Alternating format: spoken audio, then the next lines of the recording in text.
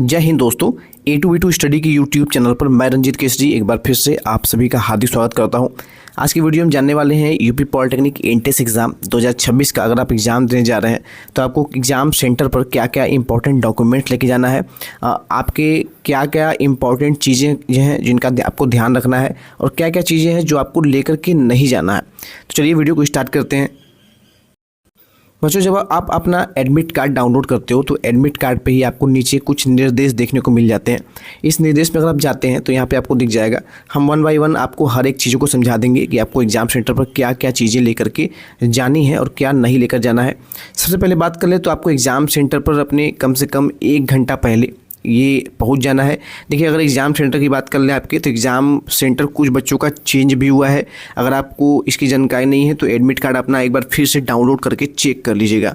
हालांकि जिन बच्चों का एग्ज़ाम 6 तारीख को, 7 तारीख को और 8 जून को जिन बच्चों का एग्ज़ाम है उनका एडमिट कार्ड कुछ बच्चों का चेंज हुआ है, तो उसके लिए आप एक बार चेकआउट जरूर कर लीजिएगा। वेबसाइट पे जा कर के एक बार एडमिट कार्ड को फिर से डाउनलोड कर लीजिएगा और एग्ज़ाम सेंटर को चेक कर लीजिएगा।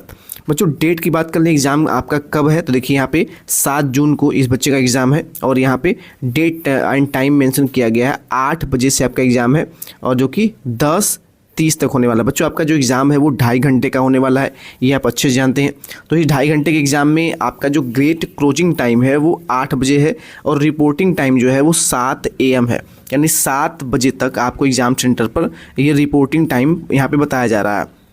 लेकिन अगर आप एग्ज़ाम सेंटर पर 7:30 तक भी पहुंचते हैं या फिर 7:40 तक भी पहुंचते हैं, फिर भी आपको वहां पर एंट्री मिल जाएगी, क्योंकि गेट क्लोजिंग का टाइम जो है वो 8 बजे तक है। लेकिन इसका ध्यान आपको रखना है, एग्ज़ाम सेंटर पर आपको कम से कम आधा 1 घंटा पहले पहुँचना ही पहुँचना है। एग्ज़ाम पर आपको कम से कम 1 घंटा पहले पहुँचने का प्रयास करिएगा। इसके अलावा ऊपर दी गई उम्मीदवार की सभी व्यक्तिगत जानकारी उम्मीदवार द्वारा दी गई जानकारी के अनुसार है। मतलब आपके एडमिट कार्ड में जितने भी डिटेल्स होंगे, जैसे कि आपका नाम, आपके पिताजी का नाम, माताजी का नाम, ठीक है, आपका आधार नंबर, मोबाइल नंबर, ये सब चीज़ें बिल्कुल सही और सटीक होनी चाहिए। अगर उसमें कोई त्रुटियां हैं, कोई गलती है, फ़ोटो में कोई प्रॉब्लम है, तो आप एग्ज़ाम सेंटर पर पहले ही वहाँ पे इन्फॉर्म कर देंगे। आपको एक वहाँ पे फॉर्म भराया जाएगा और आप एग्ज़ाम दे पाओगे। लेकिन अगर आप उसको नहीं बताते हैं, बाद में अगर कोई इशू देखने को मिलता है तो हो सकता है कि आपको 2026 में कहीं पर भी आप एडमिशन न ले पाएँ। तो इसका ध्यान रखिएगा। उम्मीदवार को इस एडमिट कार्ड की एक मुद्रित प्रति, यानी आप एडमिट कार्ड डाउनलोड कर रहे हैं तो इसकी एक फ़ोटो कॉपी आपको रखनी होती है। इस फोटो कॉपी को आपको अपने एडमिशन तक की प्रक्रिया में, जब तक आपका एडमिशन हो नहीं जाता, एडमिशन होने के बाद भी करीब 1 से 2 साल आपको इसको साथ रखना होता है। हालांकि एडमिट कार्ड आप GCAP की, यानी ज्वाइंट एंट्रेंस एग्जामिनेशन काउंसिल की ऑफिशियली वेबसाइट से कितनी भी बार जब भी चाहें लॉगिन करके डाउनलोड कर पाएंगे। लेकिन आपको हम यही सलाह देंगे कि आप GCAP, क्योंकि आपको नहीं बताएगा फ़ोन करके कि एडमिट कार्ड डाउनलोड कर लो, एडमिट कार्ड कैसे डाउनलोड करना है। इसके लिए अगर चैनल पर पहली बार वीडियो देख रहे होंगे तो सब्सक्राइब कर लीजिएगा, चैनल को ज्वाइन कर लीजिएगा। आपको एडमिट कार्ड से रिलेटेड कोई भी इशू होगी, आपके एडमिशन तक की प्रक्रिया में कोई प्रॉब्लम होगी, आपको यहाँ पर हर एक चीज़ बताई जाएंगी। बच्चों, अगर आपके एडमिट कार्ड पर फ़ोटो आपका ठीक ठाक नहीं आया हुआ है, फ़ोटो अस्पष्ट है, आपको पहचान में आ रहा है कि एडमिट कार्ड में फ़ोटो किसका है, तो आप कम से कम 2 पासपोर्ट साइज़ फ़ोटो लेकर के एग्ज़ाम सेंटर पर जाएंगे। ध्यान दीजिएगा, पॉसिबल हो तो आप वही एडमिट कार्ड पे जो फ़ोटो लगा हुआ है वही लेकर जाइएगा, इससे आपको कोई भी प्रॉब्लम नहीं होगी। एग्ज़ाम सेंटर पर अगर आप निर्धारित समय के बाद, यानी अगर आपका एग्ज़ाम 8 बजे से मॉर्निंग में है, 8 बजे के बाद अगर आप 1 मिनट भी लेट करते हैं तो आपको एग्ज़ाम सेंटर पर एडमिशन नहीं मिलेगी, अनुमति नहीं मिलेगी। इसके अलावा अगर इन निर्देशों का पालन नहीं करते हैं, अगर आप मोबाइल फ़ोन वगैरह ज़बरदस्ती लेके जाने का प्रयास करते हैं तो आप 2026 में कहीं पर भी एडमिशन नहीं ले पाएंगे। आपकी एडमिशन की पूरी प्रक्रिया निरस्त कर दी जाएगी। इसके अलावा बच्चों, आप जानते हैं कोई भी कलाई घड़ी या फिर calculator, log table, mobile phone या फिर कोई भी इलेक्ट्रॉनिक आप गैजेट लेके नहीं जा सकते हैं। अगर किसी कारणवश आप अगर लेके चली भी गए तो आपको इन्फॉर्म कर देना है। हाँ, अगर आप एग्ज़ाम स्टार्ट होने के बाद गलती से भी कोई इंपॉर्टेंट जो चीज़ बैन है वो अगर लेकर चले जाते हैं तो आप 2026 में कहीं पर भी एडमिशन नहीं ले पाएंगे। और इसके अलावा GCAP आप पर एक कड़ी से कड़ी कार्रवाई भी कर सकता है, लीगल एक्शन आप पर ले सकता है। उम्मीदवार को यह प्रवेश पत्र आपको एडमिशन तक का ध्यान रखना है, जिसके बारे में आपको बता दिया हमने है। आपका एग्ज़ाम सेंटर पर जैसे ही आप जाते हो तो आपको बहुत सारे, हो सकता है आप सामान लेकर जाएं, जैसे हो सकता है आप बैग लेकर जाएं, मोबाइल फ़ोन लेकर जाएं, तो या फिर बुक्स वगैरह लेकर जाएं।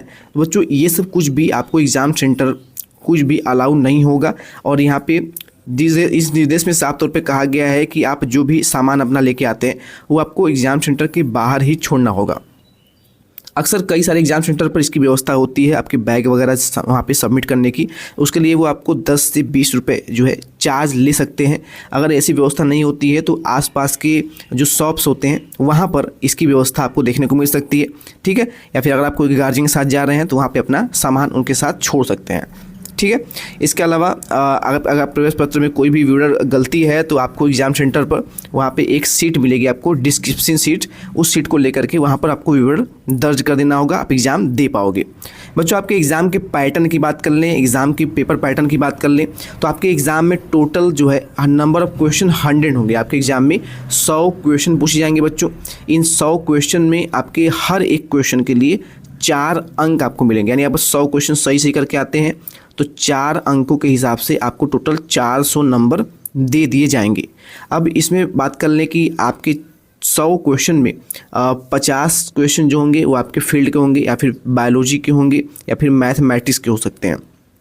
वही अगर हम E1 ग्रुप की बात कर रहे हैं और E2 ग्रुप की बात कर रहे हैं, अगर आप दूसरे सेक्शन में बात कर ले तो इसमें 25 क्वेश्चन फिजिक्स के और 25 क्वेश्चन आपके बायोलॉजी के 25 क्वेश्चन फिजिक्स के और 25 क्वेश्चन आपके केमिस्ट्री के पूछे जाते हैं। इनमें आपका कोई भी प्रकार का नेगेटिव मार्किंग नहीं है। अगर आप एक भी क्वेश्चन सही करके आते हैं तो आपको 4 अंक उसके मिल जाएंगे। अगर आप कोई क्वेश्चन उसमें गलत करके आते हैं तो आपको कोई भी नेगेटिव मार्क नहीं काटा जाएगा आपका, यानी आपके केवल सही अंकों के ही आपको मार्क्स मिलेंगे। इसके अलावा बच्चों क्योंकि नेगेटिव मार्किंग नहीं है तो आपके एग्ज़ाम में 100 क्वेश्चन होंगे, तो प्रयास करिएगा कि आप 100 के 100 क्वेश्चन को अटेम्प्ट करके ही आइएगा। एक भी क्वेश्चन एग्ज़ाम में छोड़ करके आपको नहीं आना है, इसका विशेष ध्यान रखिएगा, ठीक है। अच्छा, ये भी आपको सलाह दी जाती है कि एग्ज़ाम सेंटर पर आपको समय पर पहुँचना ही है। ये भी सलाह दी जाती है कि आपके एग्ज़ाम के बाद आपके परीक्षा परिणाम यानी आपके रिजल्ट के बारे में, आपकी आंसर की रिलीज होने के बारे में, काउंसलिंग आपकी कब होगी, इन सभी अपडेट के लिए आपको ऑफिशियली वेबसाइट पर जीकैप की विजिट करते रहना है। लेकिन जीकैप की वेबसाइट इतनी बढ़िया नहीं है कि आपको हर एक चीज़ों को इन्फॉर्म कर दे। इसके लिए अगर चैनल पर पहली बार वीडियो देख रहे होंगे, सब्सक्राइब करने के साथ साथ बेल आइकन को प्रेस करके रखिएगा। कोई भी अपडेट आती है, कोई भी नई अपडेट आती है, क्या करना है, कैसे करना है, उसकी डिटेल वीडियो यहाँ पर आपको मिल जाती है। जो बच्चे पहले जुड़े हैं उनको अच्छे से पता है कि यहाँ पर हम आपको 1 से 2 दिन पहले ही कोई भी अपडेट ऑफिशियली वेबसाइट पे आने से पहले ही प्रोवाइड कर देते हैं। बच्चों अगर आप एग्ज़ाम से डर रहे हैं कि पहली बार CBT एग्ज़ाम दे रहे हैं, पहली बार ऑनलाइन कोई एग्ज़ाम देने जा रहे हैं फर्स्ट टाइम, तो इसके लिए जीकैप की ऑफिशियली वेबसाइट पे ही आपको एक टेस्ट का लिंक मिल जाएगा। उस टेस्ट लिंक पर जाकर के अगर आपके पास सिस्टम है, लैपटॉप है ना, डेस्कटॉप है, तो आप जाकर के उस लिंक पर क्लिक करके कुछ डिटेल फिलअप करके आप टेस्ट दे सकते हैं। बिल्कुल वो टेस्ट जो होगा वो आपके एग्ज़ाम जैसा होगा, मतलब एग्ज़ाम सेंटर पर भी आपको वैसा ही टेस्ट देना होगा। अगर आपके पास नहीं है ऐसा व्यवस्था, आपके पास लैपटॉप, सिस्टम, डेस्कटॉप नहीं है, तो आप अपने मोबाइल फ़ोन से भी कर सकते हैं, ये टेस्ट दे सकते हैं। मोबाइल फ़ोन में आपको डेस्कटॉप मोड को ऑन करना होता है। टेस्ट कैसे देना है इसकी डिटेल वीडियो हमने आपको दे रखी है, वीडियो के डिस्क्रिप्शन में भी उसका लिंक मिल जाएगा, या फिर आप चैनल पर जा करके वीडियोज़ के सेक्शन में जाके देख सकते हैं, वहाँ पे आपको ये वीडियो मिल जाएगी। तो टेस्ट कैसे देना है वहाँ पे विजिट करके आप टेस्ट दे सकते हैं, आपको बिल्कुल वही फील आएगा। और बच्चों अगर आपको टेस्ट लिंक नहीं समझ में आ रहा है तो अगर आपने हमारा एप्लीकेशन A2B2 स्टडी डाउनलोड नहीं किया है तो इसे डाउनलोड कर लीजिए। यहाँ पर आप जो टेस्ट सीरीज देंगे, जो भी टेस्ट सीरीज हमने बायोलॉजी, फिजिक्स, केमिस्ट्री का टेस्ट आपको प्रोवाइड करा हुआ है, ये टेस्ट बिल्कुल और बिल्कुल ऑनलाइन एग्ज़ाम की तरह ही होगा।